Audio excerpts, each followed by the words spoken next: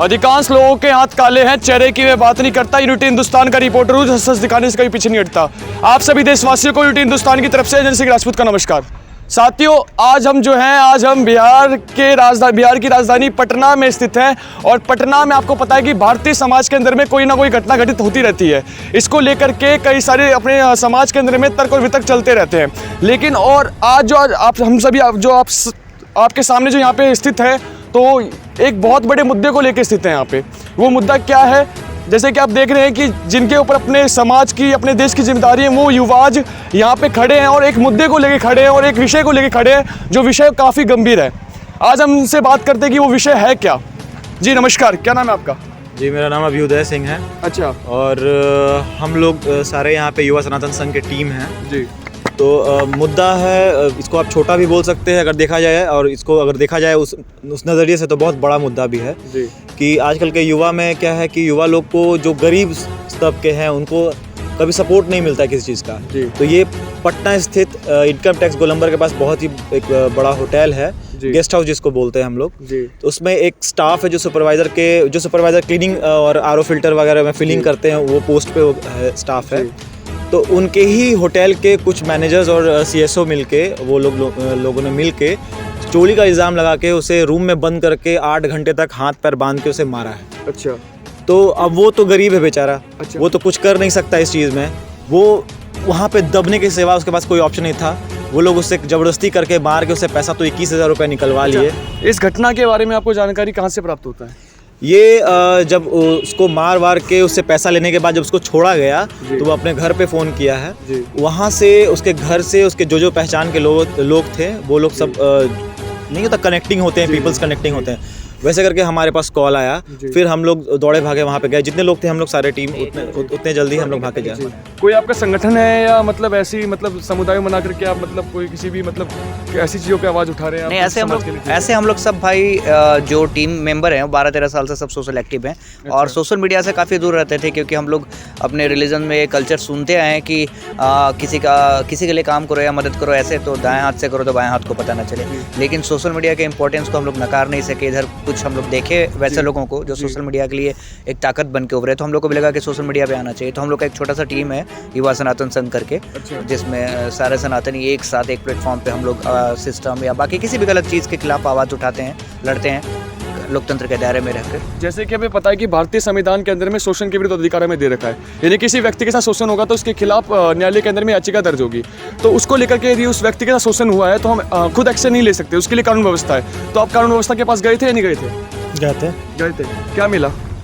आज तो पिटीशन दिया गया है, अब उस पर कल बताएंगे वहाँ से आगे क्या करना है। अभी तक कुछ भी कंफर्मेशन नहीं हुआ है?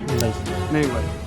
तो क्या लगता है कि वाकई में जो कहा जाता है कि जो पुलिस कर्मी हैं जो अपने कार्य को कहते हैं कि ईमानदारी से करते हैं, लेकिन दूसरी तरफ देखा जाए तो वो अपने कार्य को बड़े लापरवाही तरीके से भी करते हैं, क्या लगता है कि इस वाले केस में भी लापरवाही दिखेगा या नहीं दिखेगा? देखिए, जैसे हम लोग थाना गए हैं वहाँ पे, तो लापरवाही तो थोड़ा दिख रहा है। क्योंकि शुरू से देखा गया है कि भाई जो अमीर होते हैं या थोड़े ताकतवर होते हैं या बाहुबली होते हैं, तो उनके तरफ थोड़ा पुलिस का झुकाव होता है। प्रशासन को मैं ख़राब नहीं बोल रहा हूँ, कुछ लोग उसमें अच्छे भी होते हैं, बट झुकाव थोड़ा दिख रहा है उस साइड। लेकिन हम लोग को क्या है कि थोड़ा सा हम लोग एक साथ रहेंगे, एकत्र रहेंगे, तो हमें भी अपना ताकत दिखाने में आसानी होगी और उस लड़के को भी फ़ायदा होगा इस चीज़ से। अच्छा, आजकल का जो युवा है उसे केवल अपने परिवार और समाज की जिम्मेदारी से वो स्पष्ट नहीं है, बल्कि वो किसी और रास्ते की ओर मार्गदर्शन कर रहा है। देखा जाए तो वो मार्गदर्शन ऐसी चीज़ों की तरफ कर रहा है जो कि उसकी नस्ल को और उसको खुद खोखली करती हुई जा रही है। लेकिन अभी देखा जाए तो आप सभी जो है अभी रात के 3:30 बज रहे हैं और यहाँ पे जितने भी युवाएं इकट्ठे हैं, तो कभी घर वालों की तरफ से फोर्स नहीं मिला है कि आप समाज सेवा क्यों कर रहे हैं, ऐसा कुछ? कभी नहीं मिला। कभी नहीं। परिवार बिल्कुल समर्थन करते हैं आपका? बिल्कुल करते हैं। अच्छा। अभी रात के 3 बज रहे हैं। अच्छा। घर से पूरा सपोर्ट है, परिवार का पूरा सपोर्ट है, भाई लोग हैं साथ में, सबको पता है। अच्छा। हाँ। कभी कभार ऐसा होता है कि सोशल मीडिया पे हम देखते हैं कि कोई व्यक्ति यदि कोई युवा बोल रहा है तो उसका मतलब ये है कि वो नेता बनना चाहता है, तो आपके अंदर कोई अभी कभी ऐसी भावना आई है, नहीं आई है? नहीं, हम लोग कभी नेता बनने के लिए कुछ किए ही नहीं, हमेशा समाज के लिए खड़ा रहे हैं। अगर ब्लड देने की बात आती है तो हम लोग खड़ा रहते हैं, और हम लोग कभी नेता बनने का शौक ही नहीं रहा है और नहीं कभी सोचेंगे नेता बनने का। तो क्या लगता है कि अगर धीरे धीरे युवा जागेगा तो समाज के अंदर में जो भी क्रूरतियाँ हैं, समाज के अंदर में जो भी बुराइयाँ हैं और जो सरकार है या पुलिस प्रशासन है जो भ्रष्टाचारी करते रहते हैं, और लेकिन युवा जो है जागने के बावजूद भी जगता नहीं है। तो अगर युवा जागेगा तो काफ़ी सुधार देखने को मिलेगा, नहीं मिलेगा?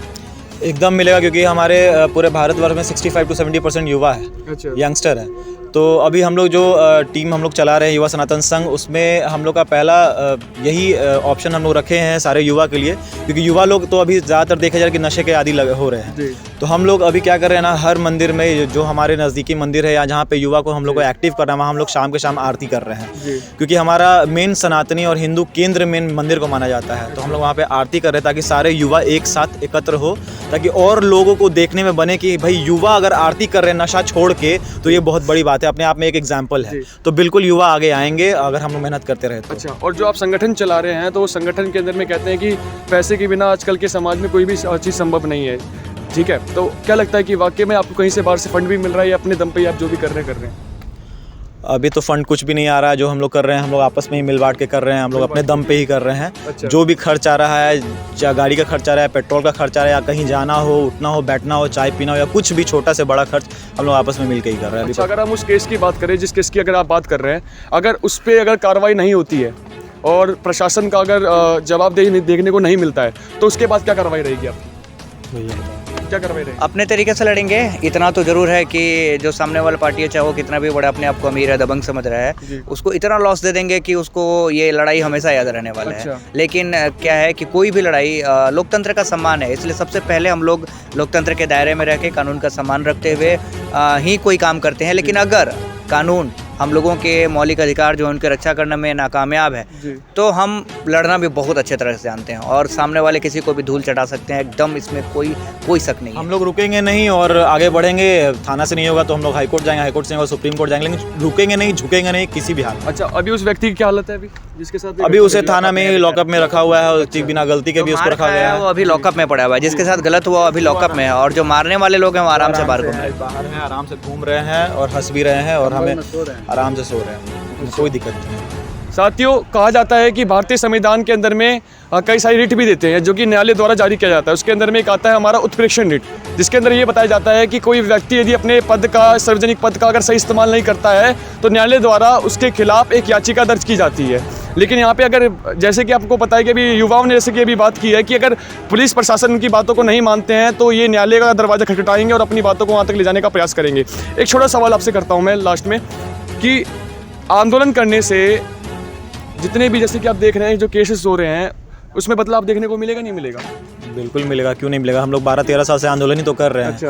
अगर हम लोग रात में घूम रहे हैं, जैसे कि भाई बताया कि हमारे फैमिली से फुल सपोर्ट है हमें, तो 12-13 साल 15 साल से हमारे मदर फादर हमारे यही देख रहे हैं कि ये लोग आंदोलन कर रहा है, चाहे स्टूडेंट यूनियन का बात हुआ हो, चाहे कॉलेज का बात हुआ, चाहे आज बाहर की बात हो। अच्छा, तो बिल्कुल आंदोलन करने से ही फ़ायदा मिलता है, जब तक लड़ेंगे नहीं तब तक हम लोग जीत नहीं पाएंगे। अच्छा, मैं जैसे कि एक दूसरा युवा हूँ और मैं आपसे जुड़ना चाहता हूँ, तो मुझे आपके अंदर वो विशेषता चाहिए। तो आपके अंदर क्या विशेषता है जिसके कारण से कोई भी वो आपके साथ जुड़ेगा? कंटिन्यूटी। अच्छा, आप अगर सोशल थोड़े से भी एक्टिव होंगे, अगर आप जुड़ना चाहते हैं हम लोगों से, तो थोड़ा सा हम लोग के बारे में पता तो जरूर करेंगे। और हम लोग पिछले 12-13 साल से आपको बताया ही है, और अनलिमिटेड, मतलब जितना आप शायद बहुत लोग अपने घर वालों या बहुत अपने नज़दीकी रिश्तेदारों के लिए भी जितना नहीं करते हैं, उससे ज़्यादा हम लोग कभी किसी अजनबी के लिए भी कर जाते हैं। कोशिश बहुत करते हैं, एंड तक करते हैं, जितनी हम लोग की क्षमता है उससे बढ़ के करते हैं और कंटिन्यू कर रहे हैं बिना कोई मदद के, और ना झुकते हैं, ना हारते हैं, ना थकते हैं, और आगे भी उम्मीद है उसी जोश के साथ करते रहेंगे, क्योंकि अभी तक तो जोश में कोई कमी दिख नहीं रही है। तो ये चीज़ है जो हम लोग से लोगों को जोड़ती है। और ऐसे भी पटना में संख्या काफ़ी है, पटना में काफ़ी यूथ जुड़े हुए हैं, ये भी एक आपके लिए देखने की बात है। लगभग 400 से 500 लोग हैं ऐसे एक्टिव लोग जो पटना में जुड़े हुए हैं। इसका जो हम लोग के वीडियोज़ वगैरह में दिखते भी हैं सारे यूथ, तो वैसे भी जो भी युवा हैं या जो भी लोग हैं, वो लोग एक बार अगर उनको हेल्प चाहिए, वो एक बार हमें कांटेक्ट करके देखे। हम लोग से जो सक्षम प्रयास होगा हम लोग हमेशा करते हैं और करते आएंगे। बिल्कुल सही बात है। साथियों, इनको देख के एक बात याद आती है, और एक बात काफ़ी कहते हैं कि हमने सोशल मीडिया पे भी देखा होगा और कई जगह ये सुनने को मिलता है कि अब जिसका खून ना खोले वो खून नहीं पानी है, जो देश के काम ना आए वो बेकार जवानी है। यानी कि आप यदि अपने कमरे के अंदर स्थित हैं और आप चाहते परिवर्तन की बात करते हैं, समाज में विकास की बात करते हैं, तो साथियों वो परिवर्तन और वो विकास नहीं आने वाला। और मैं आपको बता दूं कि इस देश के युवा के ऊपर वो सारी जिम्मेदारियां हैं जो हमें समझनी पड़ेगी। ये अभी के समय में कोई भी नेता या पुलिस प्रशासन या कोई भी ये भ्रष्टाचार कर रहे हैं या किसी भी चीज़ों को अंजाम योगदान दे रहे हैं, तो उसके पीछे कारण क्या है कि हमारे देश की युवाओं के अंदर में गिरावट देखने को मिल रहा है। उनकी नस्ल कहीं ना कहीं खोखली होती हुई जा रही है। लेकिन कुछ ऐसे युवा भी हैं जो कि अपने समाज के लिए लड़ रहे हैं, और समाज के अंदर में जो भी क्रूरतियां हैं और समाज के अंदर में जो भी हीनता वाली भावना है उसके खिलाफ आवाज़ उठाने का प्रयास कर रहे हैं। तो सबसे पहले सैल्यूट करना चाहूँगा आप सभी युवाओं का। कितने बजे रात में खड़े होने के बावजूद भी साथियों 3 बज रहा है रात के, पटना में स्थित हूँ मैं, और आपको ये बता दूं कि ठंड का समय है और ये जितने भी हैं अपने घर को छोड़ करके यहाँ पे खड़े हैं, वो भी उस युवा के लिए जिसके साथ शोषण हो रहा है। तो साथियों, अब कहा जाता है कि अब जगिएगा नहीं तो बहुत कुछ खोजिएगा, तो इसलिए जगना हम सभी के लिए बहुत आवश्यक है, और देश की धरोहर, देश को संभालना हम सभी की जिम्मेदारी है। मिलते हैं कैसी वीडियो के साथ। वीडियो को जितना हो सके उतना शेयर कीजिए, और युवाओं के अंदर में जितना हो सके आग डालने का प्रयास कीजिए। अगर उनके अंदर में आग नहीं आएगा जब तक वो कुछ कार्य नहीं कर पाएंगे। वीडियो अच्छी लगी तो वीडियो को लाइक कीजिए, चैनल पर सब्सक्राइब कीजिए। मिलते हैं कैसी वीडियो के साथ। जय हिंद, जय भारत।